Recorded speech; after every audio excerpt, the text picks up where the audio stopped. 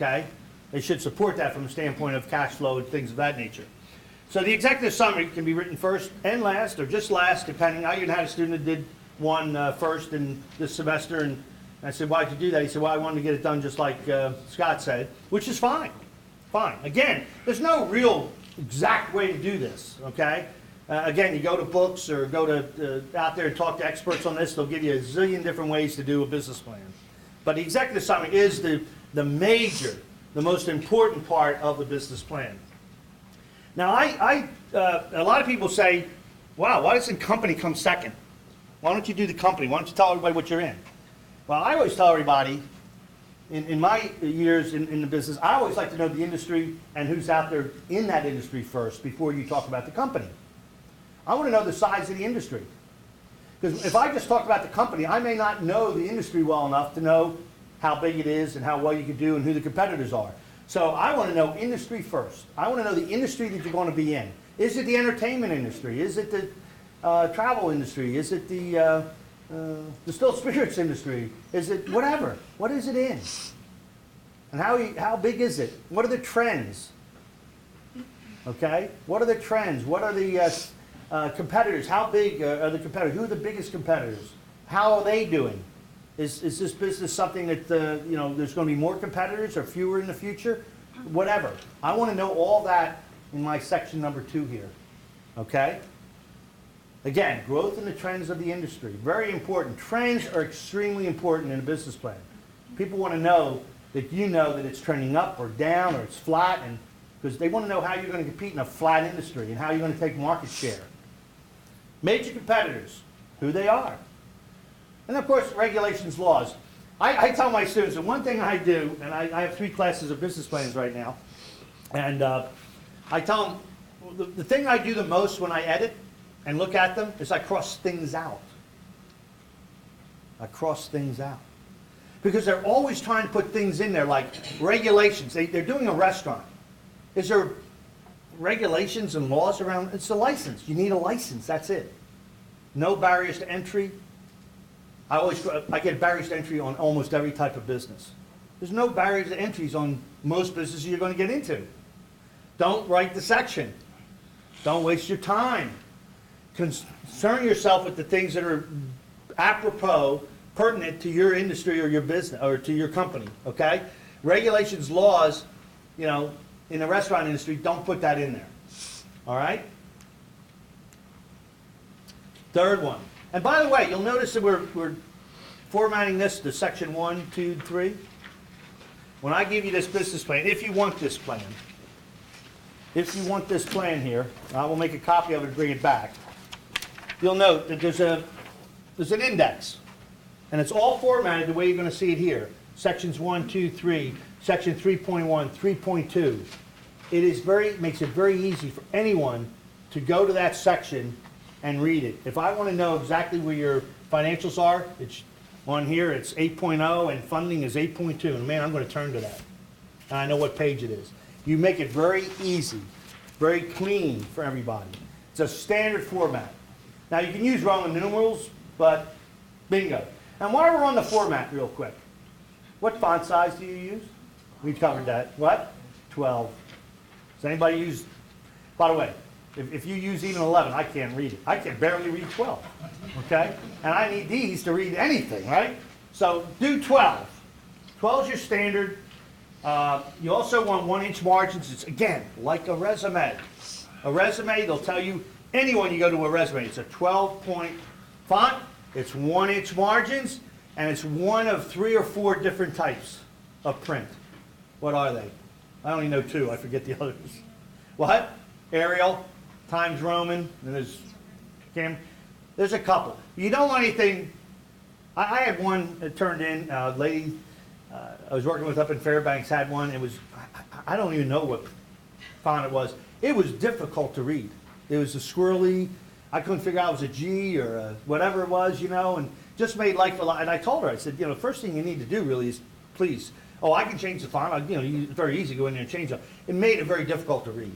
You want to make it easy. That's why you format it. That's why you use 12-point font, 1-inch margins, all those things, okay? Make it easy, clean looking. Company and product and service. Okay? What is it that you're doing? What's the opportunity? What's your company all about? Who are you going to be? Okay? That's your first section. And the product or service that you're going to actually provide. Now, you may even have both, a product and a service. Okay? You may just have a product. You may just have a service. So please, do what it is. Okay? Talk about the whole enchilada here. Certainly, very, very important target market. Now, one other thing. And I repeat this all the time to my students. A business plan, you will see the same thing in there in a couple sections, the same thing over and over again. And you should do that. You want the people reading the plan to pick up those highlights that you know are very important for your business. Especially maybe who the target market is, or why you're unique, or where your value add is. You don't say that once, you'll say it about 3, maybe 4 times throughout the whole business plan. In the executive summary, in the industry section, in the company section maybe. Okay? You want to repeat some things. It's not bad, because you want people to remember what is important. Okay? Target market's one of those. People want to know, who are you going after? Is it the young teenage group? Or is it the old geriatric group like me that's going to buy most of your services, okay? All right, I was talking to a lady this morning about getting into a medical business. Well, it's definitely geared to guys like me, okay? Old people that may need help. Not geared to the 20s and the 30s, okay? Who's your target market? Clearly state who it is, okay? And the size of that target market. Again, you may have talked a little bit about it in the industry section with, the industry and what the target, but again, more detail here about the target market. This is a section that I think is extremely, extremely important. You can call it the value add. I call it the uniqueness. Got that from a business plan called Drop to Me that won the Rice competition about 8 or 9 years ago. Drop to Me won $250,000 for the business plan. It's the first one I ever saw that said, why are we unique? They talked about what made them different. They went out there and they started and they failed, just so you know. MySpace, I believe, was the one that kind of beat them to the punch in their market, but they had a really good business plan, okay? They just didn't quite get there soon enough. But they said, why are they unique? I want to know why you think, or any business thinks, they can make it in a particular market. So you call it value add. What is the value that we're going to add to this market or whatever? Or what is it that makes us unique? I like the unique word, so, okay? Do the unique word. By the way, again, I'm going to throw up things as I think about them. Another thing about business plans when you're writing these, what's another word for, and I did this, so anybody in my class, okay, don't bring it up. What's another word for everywhere? Ubiquitous. Ubiquitous. Which word do you put in the business plan? Everywhere or ubiquitous? Everywhere. What? Really? No, it's everywhere. That's it. You want simple, straightforward words that everybody understands. Most of us know ubiquitous, but there's going to be a few people who won't. You don't want to confuse them. Everybody knows everywhere, right? If you don't know everywhere, you're in trouble. But I could say that a few of you, Rick doesn't know, he's still saying ubiquitous, never heard that. He's back there dumbfounded by that word, okay? Who's got the dictionary? Yeah, his wife knew it, but he didn't, okay? That could happen. So again, as we're going through here, when I remember things, I want to throw them out there, so I'm interjecting that, okay? But again, uniqueness, what makes you different? Have that section there and really lay that out there. Yes, ubiquitous means everywhere, Rick. No, and like Alex said, just another way of understanding that. Someone once told me that take your business plan and show it to your 14-year-old before you show it to anybody else. It's got to be simple so that even your teenager can get it. I agree. Do you know they say they what? Newspapers are written at the 8th grade level or something, right? Fourth? Are you serious? 4th to 6th. Wow. Okay. I thought it was 8. See, forbid, 4th grade level. You want the business plan to be simple enough so that somebody doesn't have to look up the word ubiquitous. Use everywhere. Everybody knows that word, okay? And there's words like that. We all like to show off our vocabulary. Please don't do it here, okay? Keep it clean and simple. And like Rick said, One other thing is we're talking about, and I'm not forgetting things here, always, always have it read by somebody that hasn't had any input to it, okay? Give it to somebody else, your wife, your husband, a friend, a cohort at work. Have somebody read it so they can give you input back, okay? You'll find a lot of times, and my wife does this for me, I'll use a word and she says, you know, people can take that negatively. Really? You know, it doesn't quite catch me. And then she'll explain it to me, I'll say, yeah, you're right, let's change that word. To me, it wasn't a negative connotation, but others it does. And you don't want anything like that in the business plan, okay? So again, when you're writing it, make sure it's simple, clean, and everything else, okay? Now, the last section in the company section should be your organizational structure, maybe of who your principal investors are. And again, your organizational structure will be, you're going to do an LLC, you're going to do an S Corp, partnership, what is it going to be, and where you're going to be headquartered. People would like to know that, okay? So have that in there. It's just a couple sentences right at the end of the company section, and that's really where you clean that, wind up with that. The next one, marketing and sales. This is marketing analysis and marketing strategy rolled into one, okay? Now, you're going to start talking about the target market again. You said, oh, I already did that. Talk about it in a little different way. You're going to start talking about how you're going to go after them, okay? How are you going to go after that target market? Okay, again, if it's teenagers, you're certainly going to try to do social media, right? You're going to text, you're going to Twitter, you're going to all these Pinterest or whatever they call it, right? The picture stuff and all these other things that they're out there and all these other, you're smiling, I say it wrong? Pinterest. Pinterest, there you go. Old guys like me don't know the name, right? Those types of things. So you got to really go and understand and go after and explain again the target market and how you're going to market to them, okay? And again, talk about the trends in the market and the maturity of that market that you're in. All right, and then who the customer is going to be and their reasons for purchasing. Why do you think they're going to purchase from you? Again, you're unique, but how are you going to get those folks to buy? Okay? How are you going to get to them? How are you going to get in front of them? How are you going to make them interested in your product? Okay? Not the easiest thing in the world today with everything going on to get people's interest. So you got to work at that. Got to work at it. How are you going to distribute? Or how are you going to do direct sales? You're going to use distributors, you're going to use only internet, or you're going to use a multitude of those, okay? A lot of businesses today use all three. I know companies that use distributors in some areas, direct sales in others to where they feel it's a bigger market, and also do an internet sales. They do all three. Some do just internet, right?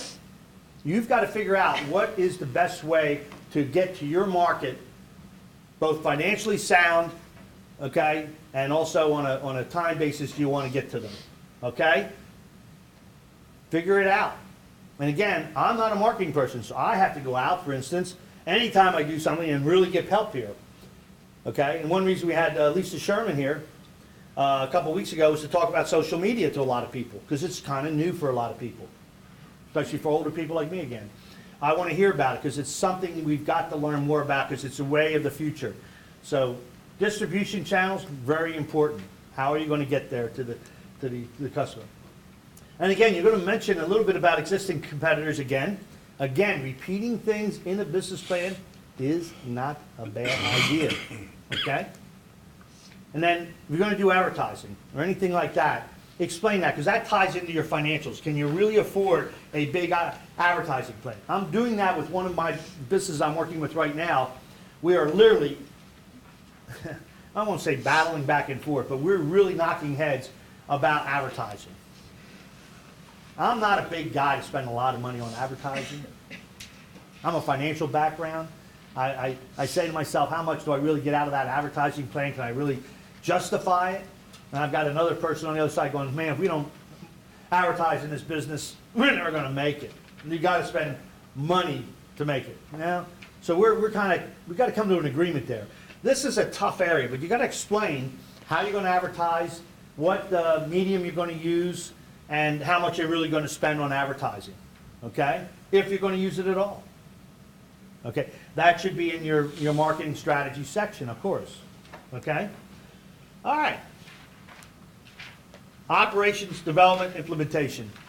Would anyone care to explain the three differences here? Anybody feel confident enough to know what I'm talking about when I say, because it's going to be one of those, this section will be either operations, development, or implementation, or maybe a combination. Anybody? It seems like you'd have to have all three if it's a new startup. You may, for the type of business you may have to have all three, correct? Let's take a restaurant. What do you think of restaurant? What would I call this section if I had a restaurant? Operations. What? Operations. How are you going to run the back room, the front room? You're going to have a back room, the manager and the cook, in the cooking area, or the back room, and a front end manager, etc. It's operations. How are you going to staff it? Are you going to have servers, or are you going to have people that it's buffet, or whatever? What is the operation of that restaurant going to look like? There's really no development there. There's no implementation. When do I need development? What? Product, exactly. When you're doing a product, maybe it's R&D. How am I going to develop that product? Who's going to develop it for me? Am I going to outsource it? Am I going to make it here, China, overseas? Had a guy, my first class that I taught in business plan, was doing a new ski helmet. And he was doing development work. And it was all R&D done in Italy. Okay, because that's where they were good at making these types of products. And he had a nice section on how he was getting this product developed. So that section is a lot about development. Now, he would also have something in there about operations to talk about how he was going to operate the company once he got that product developed. Now, you could make these in separate sections. I have no problem with that. Okay? But most businesses fall into one of the three.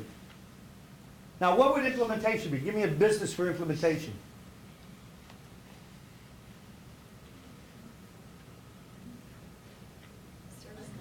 Service company? How about somebody that's just going to use the internet? How are you going to implement your software? How are you going to design the software? How are you going to implement that in the web? How are you going to get it out there to everybody? So you're going to implement this business via the web. Okay? You maybe had some software development up front, and then you're going to implement it. Okay?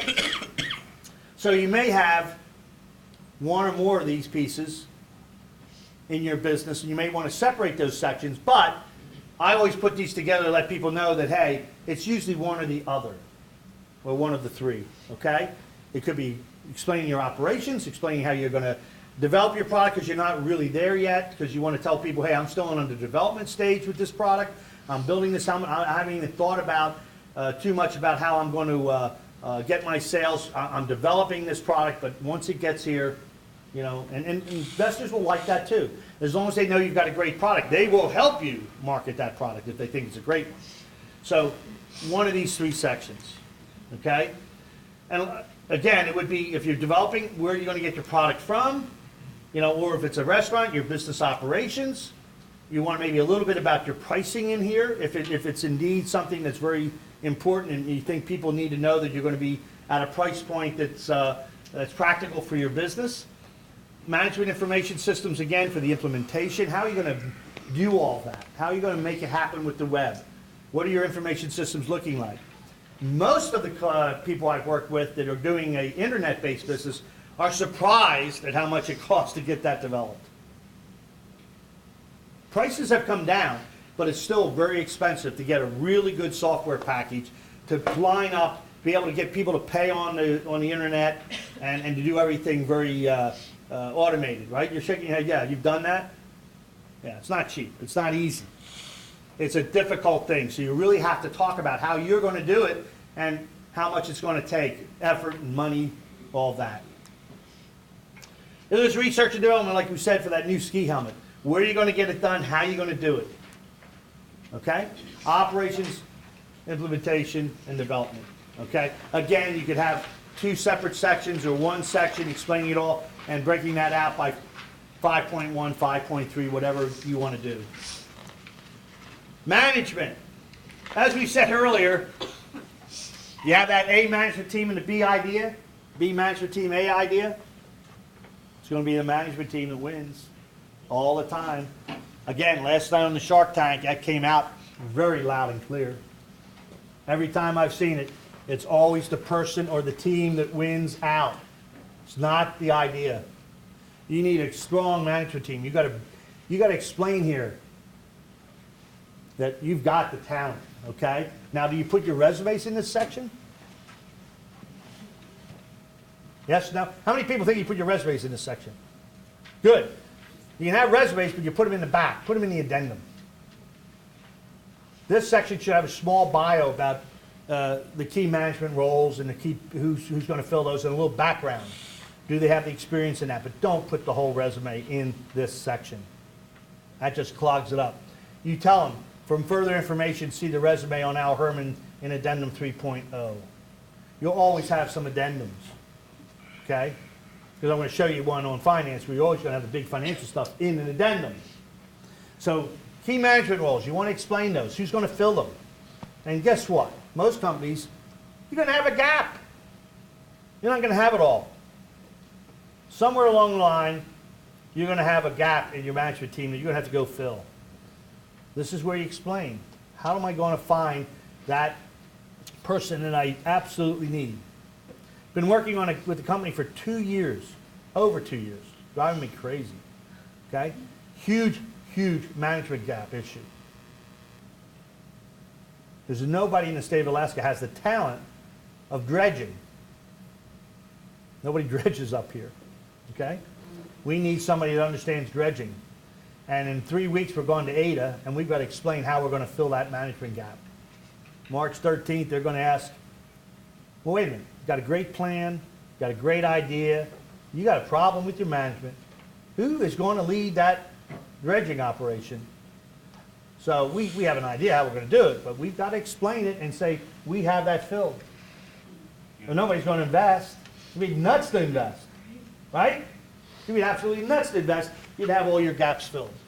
That's a huge role for that company. That's a dredging company, not to have dredging expertise. Yeah, right. Yeah, shoot. Army Corps of Engineers. Yeah, exactly. With the, you need somebody that's experienced with the Army Corps of Engineers. Exactly right. They got that Noam Gold Rush show. You just call one of those guys up. Yeah. Well, exactly. This company was going to do some Noam Gold too. It's funny that show came out. Another unbelievable. I almost flipped when I saw that show because it kind of tied into this company, the Noam Gold show. I know a person that was here yesterday. He's not here today. Alan Johnston, you all know him. He will tell you, and I totally agree with Alan, that if the business plan doesn't have a board of advisors in it, probably not a good business plan. There's no one here, including the professors and others that have done this, that can do it all, know it all, whatever. You need people that can help you. Board of advisors.